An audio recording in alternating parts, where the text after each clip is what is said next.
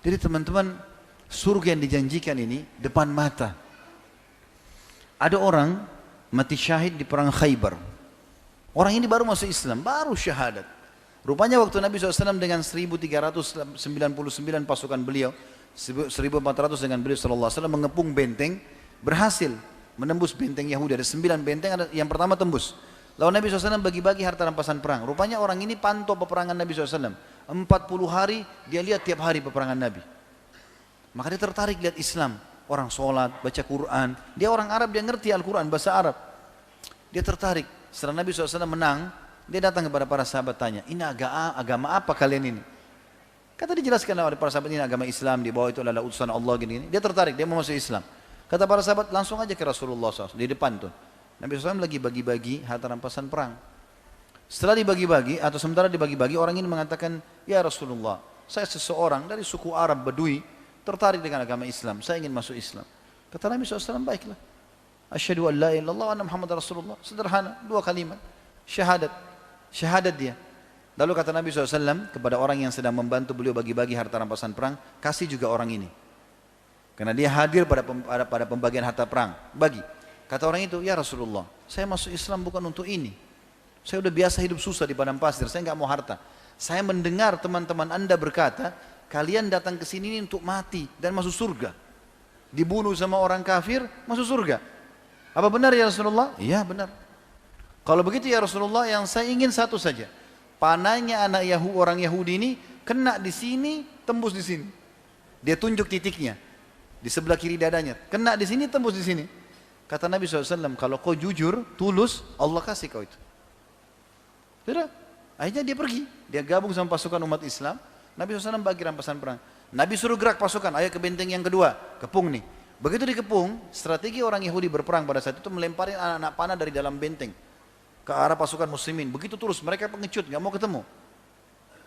Maka pada saat itu dilempar anak panah. Subhanallah, anak panah Yahudi yang pertama terlemparkan, kena ke orang ini. Dan uniknya, kena di titik yang dia tunjuk. Di sini, tembus di sini. Mati dia, jatuh. Terbunuh. Nabi SAW melihat ada orang terbunuh, karena orang semua tidak mati kecuali dia. Ya tinggal dia yang jatuh. Yang lain kena pas pakai perisai tertahan, orang ini mati. Kata Nabi SAW, huwa, apa ini orang tadi nih?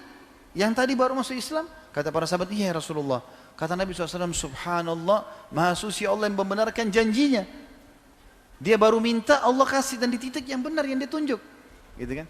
Lalu apa kata Nabi SAW? Siapa yang ingin melihat penghuni surga yang belum pernah sujud sekalipun, ini orangnya.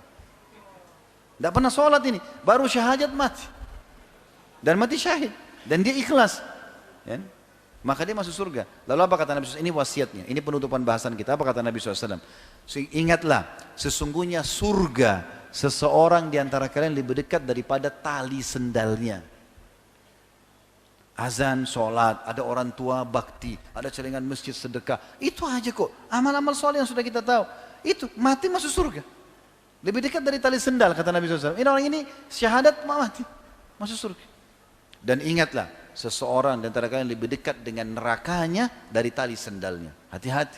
Ke diskotik, mabuk-mabuk, ke karaoke, keluar tabrakan mati. Masuk neraka. Lebih dekat dari tali sendalnya. Dan ingat teman-teman, orang yang baik, orang yang soleh, Allah buat manusia suka. Allah suka dia, dikasih pahala banyak. Allah juga buat manusia suka.